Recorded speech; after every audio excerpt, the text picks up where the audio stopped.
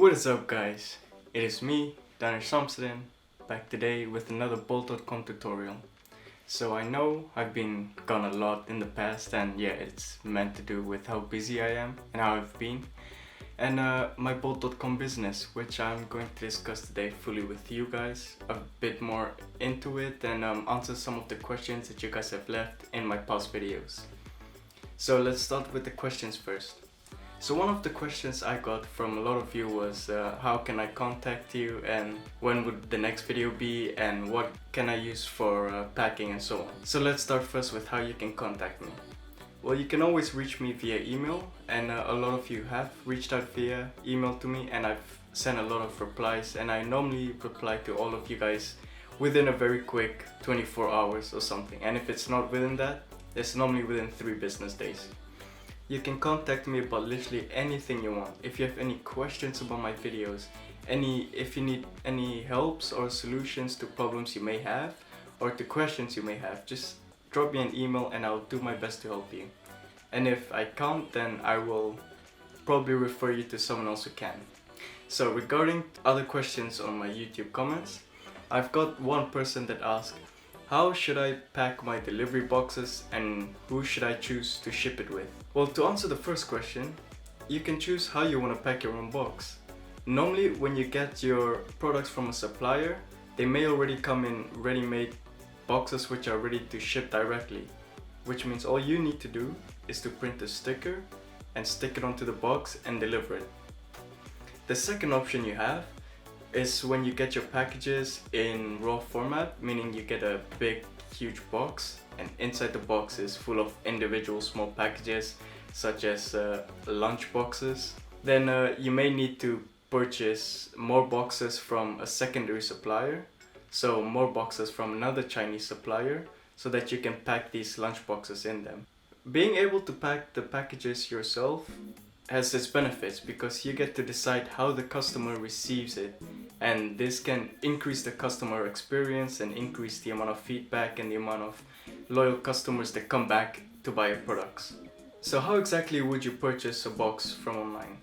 Well, it's kind of the same as how you would go about purchasing products from another supplier.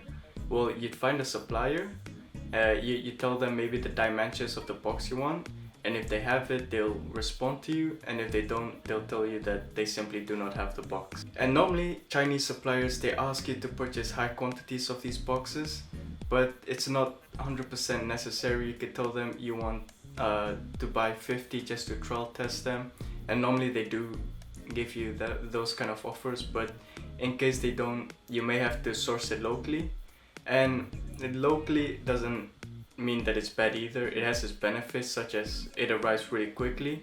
You can get 21% tax returns on it, so basically 1/5 of the money you spend on it comes back to you at the end of the year. And you also get to decide exactly how you want the boxes, and there are also a lot of box suppliers in the Netherlands, so there is no need to always look for boxes outside of China unless you're looking to buy them in hundreds or thousands of pieces. Then probably best bet to go is to China. So some important things to keep in mind when you're buying boxes is to have the right size. So you don't want a box that is too small, because if it's too small, then maybe you don't have space to put in extra care packaging in it to protect the product itself. But you also don't want a box that is too big where it leaves too much space and it's kind of wasteful. And it's not really appealing to the customer if they receive a really small product in a really big box.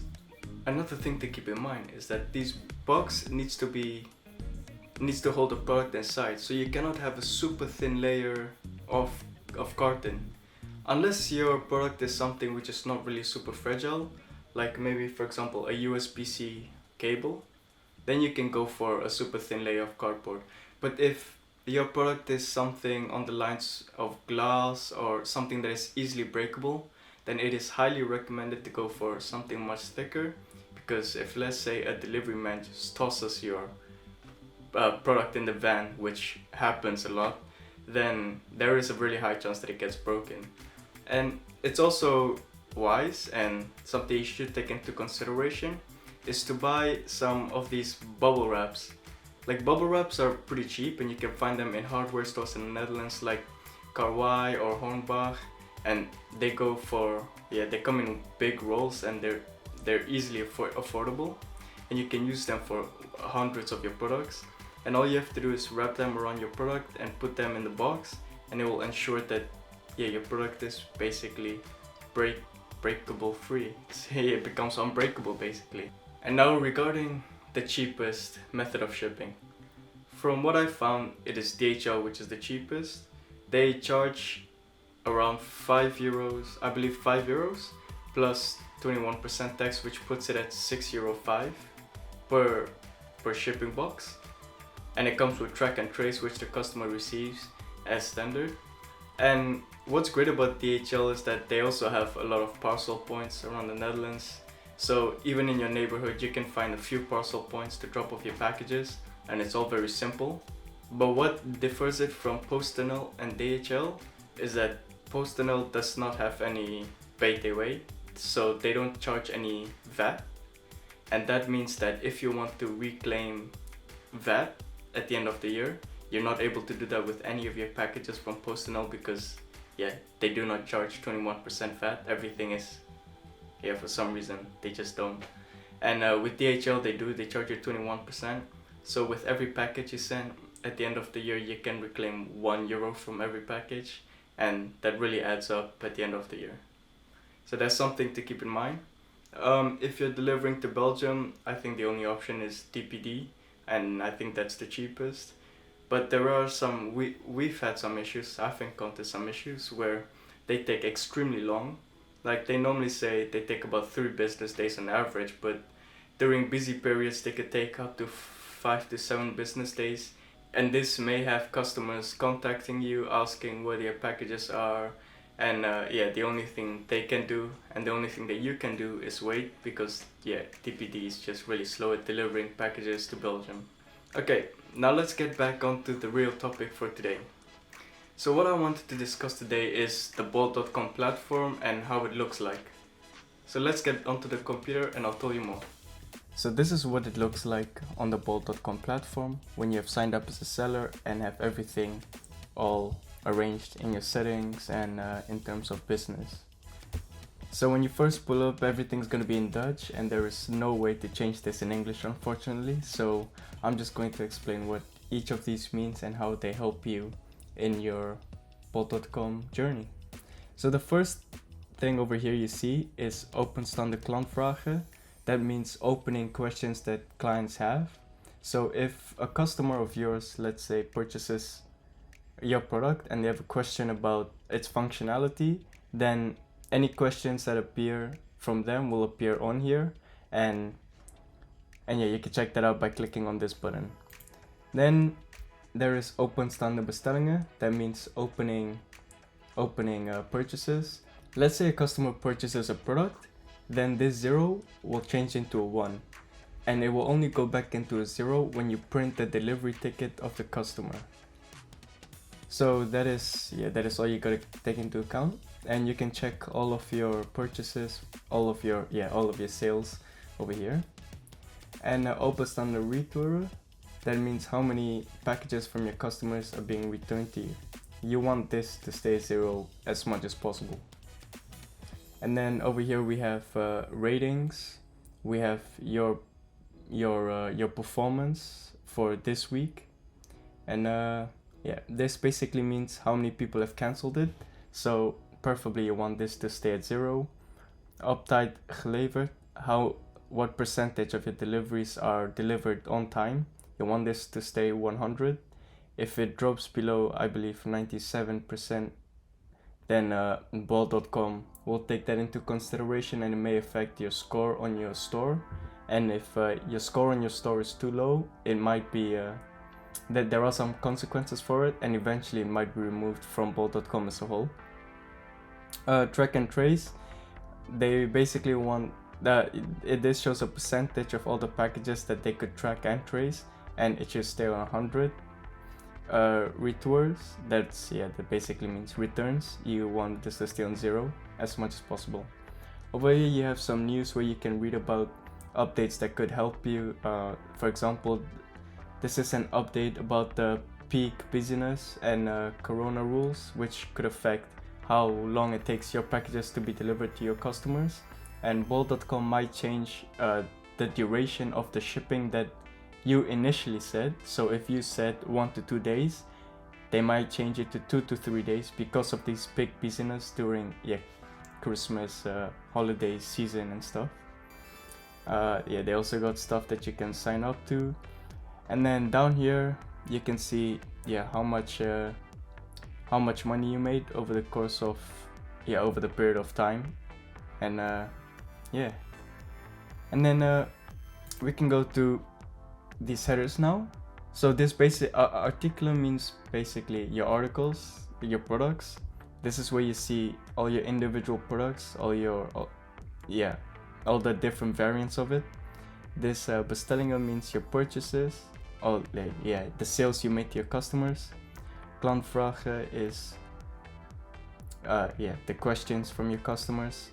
Financiën is financials, so that's where you see where all the money breaks down into.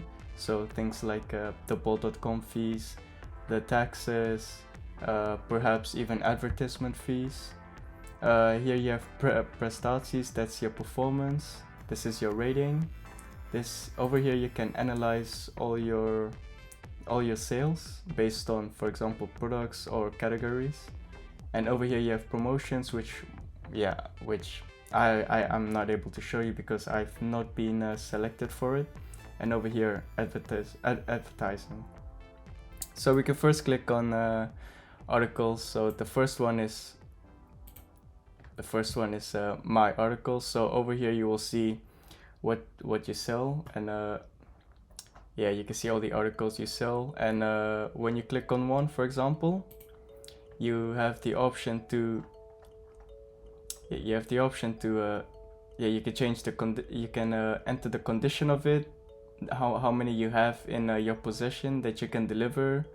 Over here it's the delivery time, so you can change it to all of this within 24 hours, 1 to 2 working days, 2 to 3, 3 to 5, and so on. And then here you can calculate the expected price you get, so the expected profit you make from after selling one on Bol.com.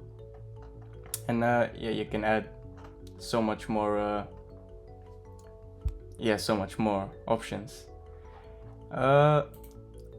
This section over here means you want to add an article, you want to add a product per piece. Over here you can add products in bulk, which means you put in an Excel file all the information for all the products, and then you upload it here, and then after that it will create multiple products with that information. Over here you can edit all the products you have through Excel, and over here you can change the product information. Now if we go to bestellingen, this is where the products, your customers buy the products. Openstand means you have no current sales. So if this is 0, it means that you have delivered all your packages, and you're safe for now. You have nothing to do. Verzonde, this I will not click on this because privacy purposes, but it basically shows you information about the people that bought your products and what they bought, and all their addresses, their names, and so on. And return is people that return your products. Klantvragen, this is pretty self-explanatory, but if you have any questions from your customers, it will normally appear here, like right in the center, and then you click on it, and it will say very briefly, it will say what their question is, and you can choose to answer that right away, and you should answer that right away, because Bol.com also judges you based on how long you take to answer your customers. So if you take a few days, then Bol's not gonna be very happy, and they're gonna lower your store, and you don't want a low numbered store. Next we can go to financials. I've blurred this out because privacy purposes also, but you can see that over here it shows you the date from which this is the current period, 1st of December to 31st of December, and our expected payout is on the 1st of January, and then there is a certain amount we can expect.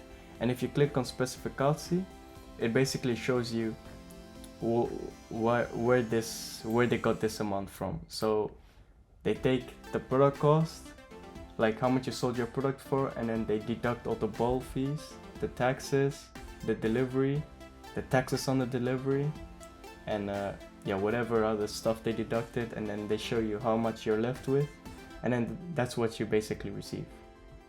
And then over here it will tell you that you can expect this payment on the 4th of January.